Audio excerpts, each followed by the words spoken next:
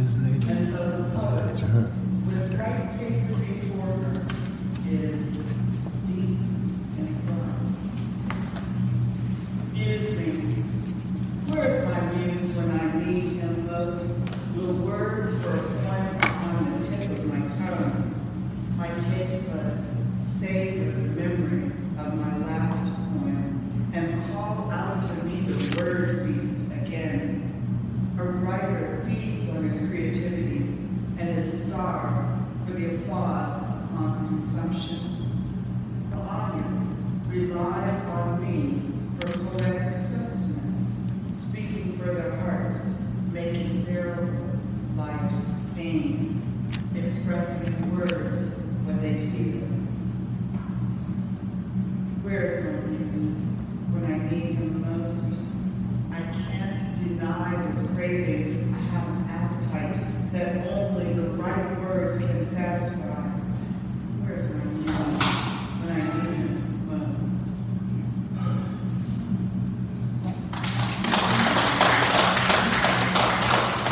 My favorite voice. Write the words your heart feels and your spirit knows.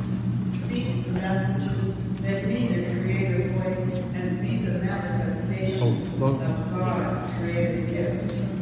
Explore the realm of creativity that is your destiny.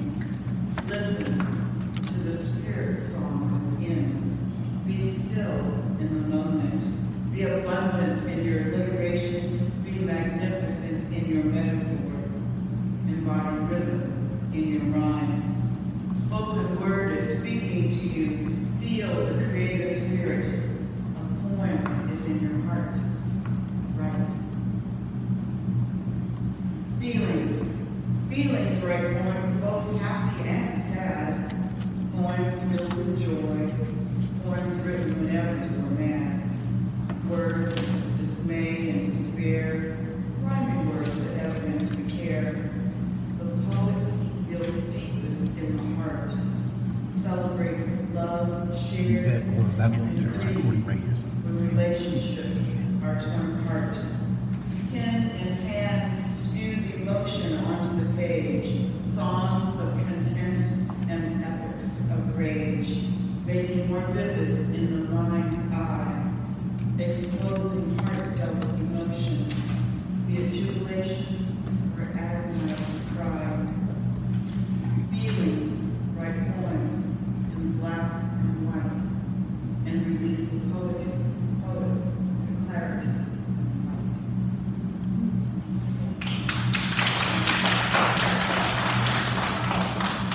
Again, the pen takes me over pages through volumes of experiences, of heartfelt moments. The pen is my contact with the paper, and the paper is the end and the beginning. Okay. The pen, Go in the front of the instrument camera. of information, is my You're in front of the companion in camera. the words. Words that tell truths in a way previously unclear, in ways beyond those only poets can hear. Words not possible from a pencil, pages written by a pelican, a water, or a block. National Black Poetry Day. If I write a black poem, how black does it have to be? Must I return to history and years of travesty? We can instead celebrate invention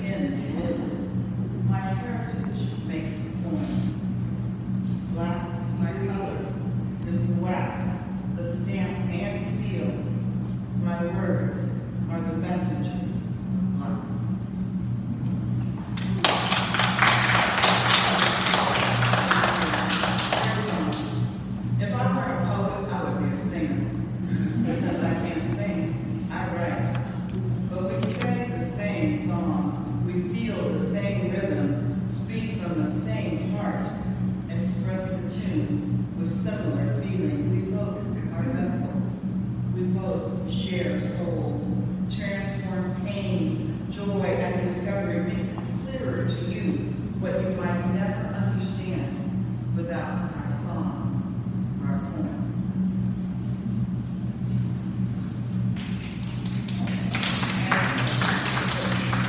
Community. Poets recognize the bonds that connect us. These two quantum poems say it best. Ujima, collectively. Collectively, it is done. Together, it shall be written. Through the village of people, it shall be manifest. No task undertaken will fall short when we unite in its finish. Responsibly, we undertake the challenge, sharing, even if not equally, but resolved to have it done. Problems, manifested barriers, become overcome by our collective unison. In Ujima, our community has won. Ujama, cooperative economics. Pool the resources for the greater good. Share the task, share the profit. Put your dollars with their dollars and invest in the future. Together, the dollars will multiply your resources for the greater good. Your idea, my resource, is talent, her money, their labor. Share the task, share the profit. Feel the pride of cooperative economics.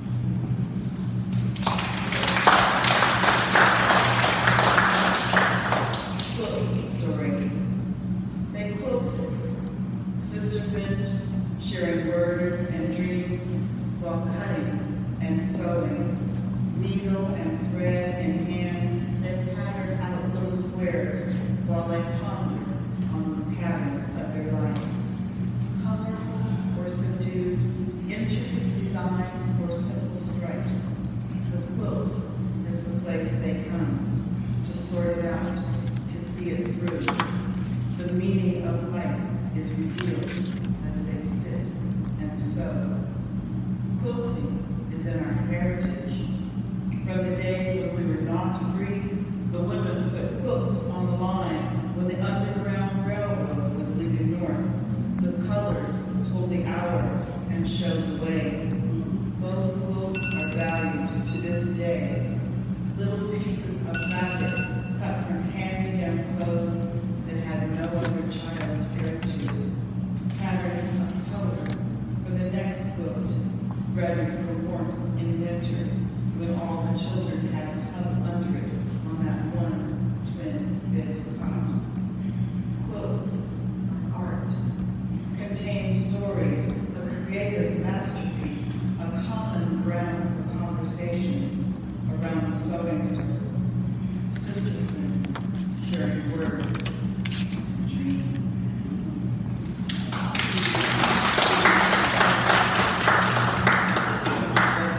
It's called Every Family. In every family there will be one. The one who can do hair when money is too tight for the salon. It could be mama, or sis, or auntie. But in every family there is one. The one who can braid you up, black iron you straight. They may be dad, or big brother, or uncle, but there is always someone in the family who is the master of fire and pit, mouth-watering down home cooked barbecue, because he knows the secret of seasonings has the patience to marinate overnight. Oh yes, control the flame grocery spread. In every family there is one, the grandma or great aunt or second cousin who could make your mouth water. Over cornbread, greens, and yams, make you want to smack it off, but you know you don't. Everybody comes to Sunday dinner when Grandma Jenny throws down. In every family, there is the one who can fix it. Don't need no repairman for $75 an hour. Just call Cousin Billy to come take a look. He just ponders the problem, quiet for a while, then pulls out his tools and begins to loosen and tighten, or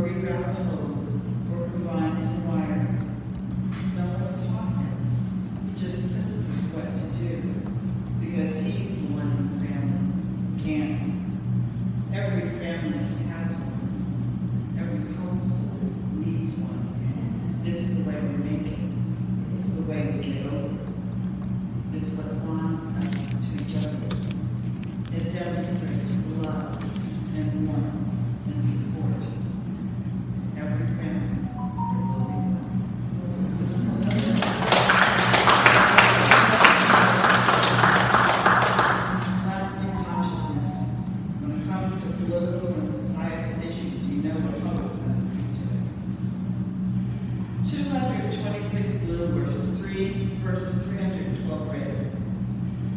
It was expected to be close. No one knew the back colors. I wanted Trump's arrogance to be taught a lesson, and the outcome was tense. But even more worrisome is the knowledge of the millions of popular votes, people who could actually fix their head and hearts and hands to darken the blocks by his name. I had a prayer that sanity would prevail, but more enemies were evident than I had imagined. 1 in 3 of all I might soon encounter could be a Trumper,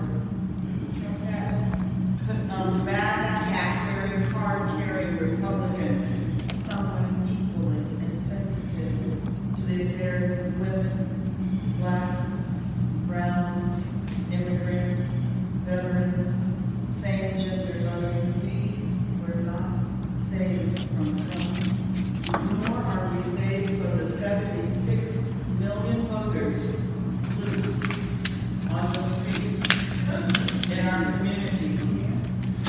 Hopefully not next door. Reparations pie. My dream is not on your agenda. My house does not fit your scheme of community. You don't care to have me as your neighbor for fearful of property value decline. Your envision, your right to the American pie does not include a slice for me. Disenfranchised as if my heart belonged to a different flag. I am an American, albeit different and darker in hue, but I fought for this country just like you. Your wife wants a white picket fence and a yard for the kids. My wife wants a chimney and a fire in the park, home for the family. We both want the life that citizenship promises us. It's called the American dream. It's for you, but it's also for me.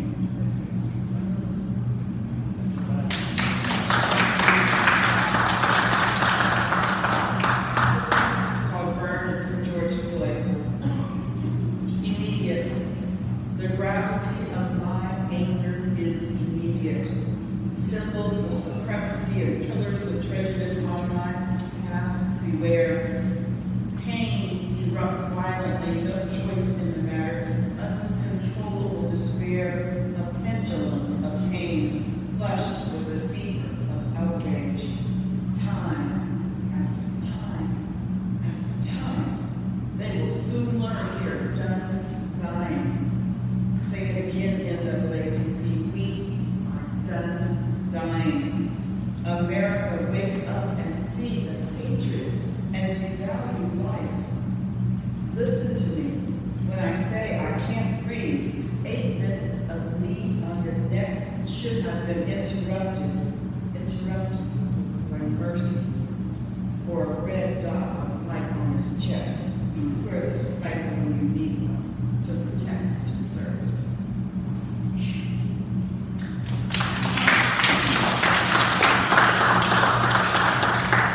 This is for Breonna Taylor. We all know the Carole of driving while black. Walking while black, you are subject to stop and frisk. Ahmaud Arbery proved its deadly running while black. Sadly, Breonna Taylor didn't live to be able to say sleeping while black is not even sacred and safe. Not with the 1 a.m. battering ram breaking down a home's front door. 911 doesn't arrive on time.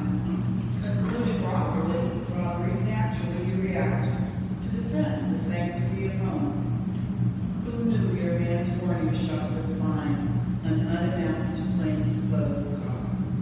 Your home is now a battleground of rafted bullets, and 8 of them take your life.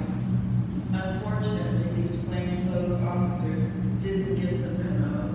Suspect in custody and wrong address anyway.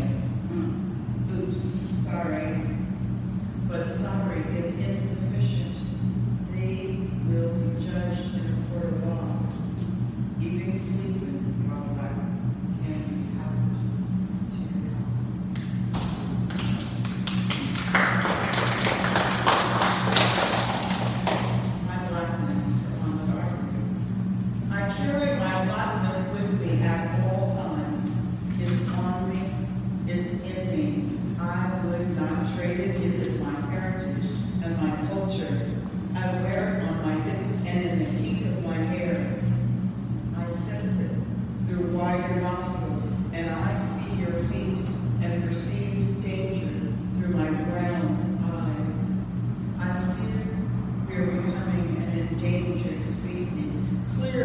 like life has no matter, and it is our very blackness and fear.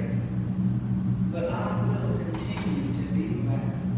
I walk in my blackness daily, and if I run my black, please don't shoot.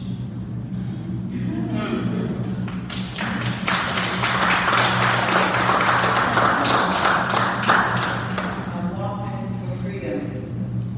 I'm walking for freedom, and I will my feet be not tired. Each mile is a statement, and my message must be heard. My footsteps will be steadfast, as freedom is ahead. I cannot rest, not even when day is done, and my feet are part of the collective voice on the pavement of prejudice. They must thunder out our demands as we walk peacefully through southern towns, headed north toward the capital. We walk to make our statement of solidarity. Together as a people, we must be free. Equal rights for them as for you and for me. I'm walking for freedom, and my message must be heard. I won't let nobody turn me around. I'm walking for freedom today.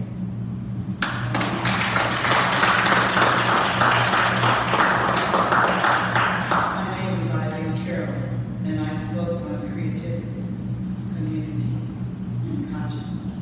And I thank you.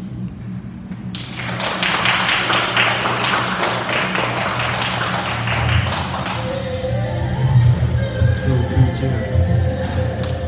Those three chairs. Yeah.